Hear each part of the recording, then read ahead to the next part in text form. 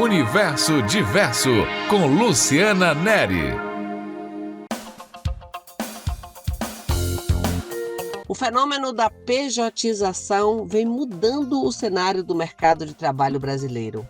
Segundo uma matéria da Agência Senado, os trabalhadores autônomos com CNPJ duplicaram nos últimos anos, passando de 3,3% da força de trabalho brasileira em 2012 para 6,5% em 2024, e esse índice equivale a 7 milhões de pessoas.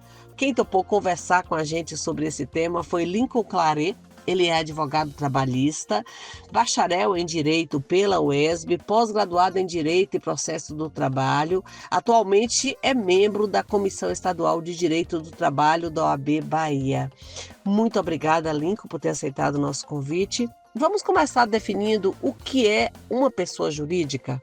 Uma pessoa jurídica, ou PJ, como a gente costuma abreviar, é uma entidade que a lei reconhece como tendo existência própria, diferente da pessoa física que a criou. Ou seja, é como se fosse uma empresa, mesmo que individual. Qual é o propósito da criação de uma pessoa jurídica, Lincoln? Pense nela como um novo sujeito de direitos e obrigações. Ela nasce do agrupamento de pessoas ou de bens, com um propósito específico, seja esse propósito econômico, como uma empresa, ou um propósito social, como é o caso de associações. Com a obrigação de registros legais, né? O registro dessa pessoa jurídica é feito nos órgãos competentes, como as juntas comerciais ou cartórios. E é nesse momento que essa pessoa jurídica adquire a personalidade jurídica. Na prática, isso significa que a empresa, a PJ, pode celebrar contratos, ter patrimônio próprio, emitir notas fiscais e ser processada judicialmente, tudo em seu próprio nome, de forma separada dos seus sócios ou associados. Em resumo, a pessoa jurídica é uma ficção legal criada para permitir que atividades coletivas ou empresariais sejam realizadas com segurança jurídica e maior capacidade de organização. Explicado o que é uma pessoa jurídica, uma PJ, fica fácil entender o que é a pejotização. No nosso contexto, a pessoa jurídica é a base para o modelo de contratação da pejotização. O crescimento da contratação de pessoas jurídicas pelas empresas. Por que isso tem acontecido? Bem, o crescimento da pejotização nos últimos anos é um fenômeno impulsionado por uma combinação de fatores tanto econômicos quanto jurídicos legais. Do ponto de vista das empresas, o principal incentivo da pejotização é a redução drástica de custos. Contratar uma PJ elimina o pagamento de encargos sociais, como o FGTS, o INSS patronal, o 13º salário, férias remuneradas, que representam um peso financeiro significativo na folha de pagamento de um CLT. Só para reduzir custos, Lincoln?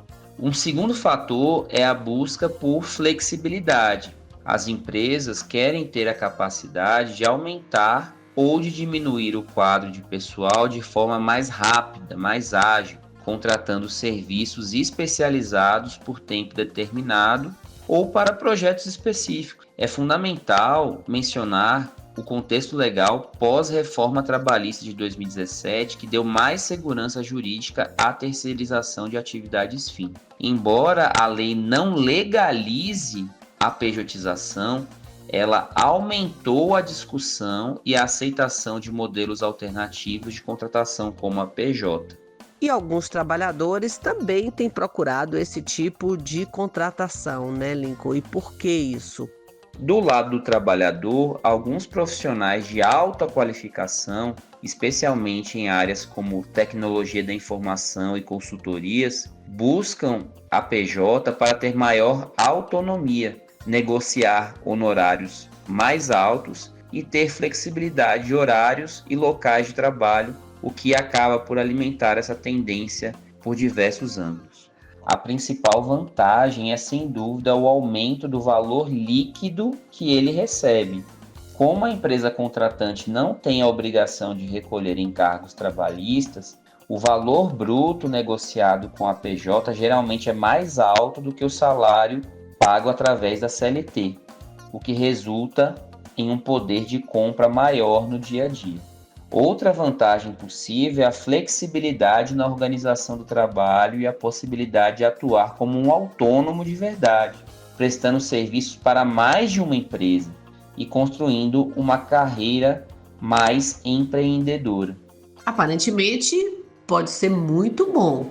Os riscos são enormes se essa pejotização for fraudulenta, ou seja, se houver subordinação.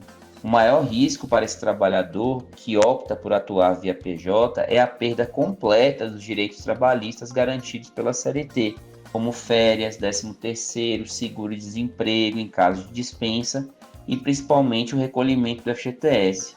Esse profissional perde a segurança social e a estabilidade. Além disso, esse profissional que atua via PJ assume a responsabilidade total pela sua gestão financeira e previdenciária junto ao INSS. Ele deve pagar seus próprios impostos, cuidar da contabilidade dessa empresa que abriu e se responsabilizar pela sua própria aposentadoria e plano de saúde, o que exige então uma disciplina e um planejamento que o regime CLT oferecia quase que automaticamente. Em suma, um trabalhador que adere à pejotização tem que ter autonomia, muita responsabilidade e uma capacidade de gestão muito grande. Afinal de contas, é uma empresa separada da que ele presta serviço. Mas em alguns casos, a empresa atrasa o pagamento após a emissão dessa nota fiscal. O que pode ser feito, uma vez que ele não é um trabalhador vinculado à empresa? Quando a nota fiscal emitida pela PJ, pela pessoa jurídica, não é paga pela empresa contratante, o procedimento a ser adotado é estritamente civil e comercial e não tem nada a ver com o direito do trabalho. O primeiro passo é uma cobrança direta, uma cobrança administrativa. Envia-se uma notificação formal, preferencialmente por e-mail, com aviso de recebimento ou uma carta registrada, documentando essa dívida, estipulando um novo prazo curto para o pagamento. O envio do protesto em cartório, da nota fiscal ou do boleto também é uma medida de pressão muito eficaz. E quando essas medidas não funcionam, Lincoln, o que fazer? Caso a cobrança administrativa não surta efeito ou ela falhe, o caminho é uma ação judicial civil. O contrato de prestação de serviços e a nota fiscal são títulos que comprovam essa dívida. Dependendo do valor, o prestador pode entrar com uma ação no juizado especial cível de forma mais rápida e simplificada quando essa nota fiscal não ultrapassar 40 salários mínimos, ou para valores maiores do que isso na vara cível comum com o suporte de um advogado. Ou seja, mesmo quando essa pessoa jurídica é uma única pessoa prestando serviço para uma empresa, ela não tem o respaldo ou não recorre à Justiça do Trabalho. É crucial que essa PJ não tente a via da Justiça do Trabalho, a menos que, ao mesmo tempo, queira descaracterizar essa PJ e pedir o reconhecimento do vínculo empregatício pela CLT, o que transformaria a dívida do serviço em salário e verbas rescisórias, mas com um processo que pode ser mais longo e mais complexo. E o que se caracteriza uma prestação de serviço via pessoa jurídica? Qual é a diferença que ela tem em relação ao empregado, isso perante a lei? Para que seja válida, a lei exige que haja a ausência dos elementos característicos de um vínculo de emprego. Ou seja, a PJ tem que ter autonomia. O prestador de serviço ele não pode ter que cumprir horário fixo, nem receber ordens diretas sobre o modo que vai executar aquele trabalho, porque isso representaria uma subordinação em relação à empresa que está contratando os serviços. Ele também não pode ser pessoalmente insubstituível.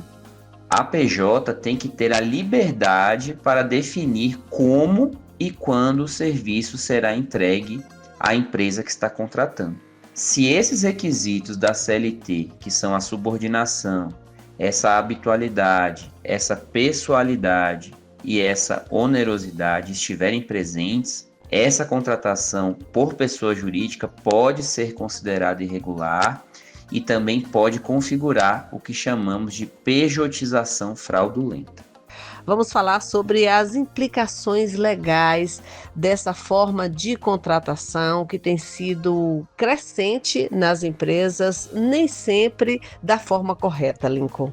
O uso massivo e muitas vezes irregular da pejotização traz sérias consequências em duas frentes.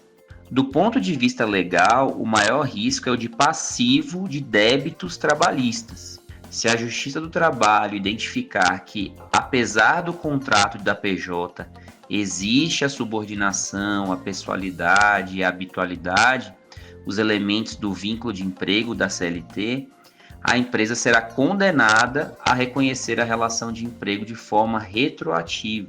Isso significa ter que pagar todas as verbas trabalhistas que não foram recolhidas no passado, como o FGTS, multa de 40%, 13º, férias e horas extras, além dos encargos para o INSS e eventuais multas administrativas para o Ministério do Trabalho. Em casos de grande volume de ações, o montante pode ser financeiramente insustentável para a empresa que está contratando esse tipo de serviço. E há ainda a possibilidade de autuações fiscais e, em casos de fraude comprovada, até a aplicação do Código Penal brasileiro. E não é só a questão jurídica. Quando é algo abusivo, fraudulento, que os próprios funcionários têm ciência, a própria empresa internamente sofre com isso, né? Na área gerencial e administrativa, o problema é a fragilização da cultura e da gestão. Ao tratar a PJ como um empregado, mas sem os mesmos benefícios, a empresa gera um clima de insatisfação e insegurança, o que leva à alta rotatividade e à perda de talentos. A ausência de um plano de carreira claro, por exemplo, e de direitos básicos para essa parcela da força de trabalho compromete necessariamente a lealdade, a produtividade e, ao longo prazo, a reputação da marca que está contratando o serviço. Muito obrigada pela entrevista. Nós conversamos com o advogado Lincoln Claret. Ele falou sobre a pejotização nas empresas, um fenômeno crescente e que divide opiniões. Para uns, significa empreendedorismo e contratações menos burocráticas e mais flexíveis. Para outros, a precarização dos vínculos trabalhistas.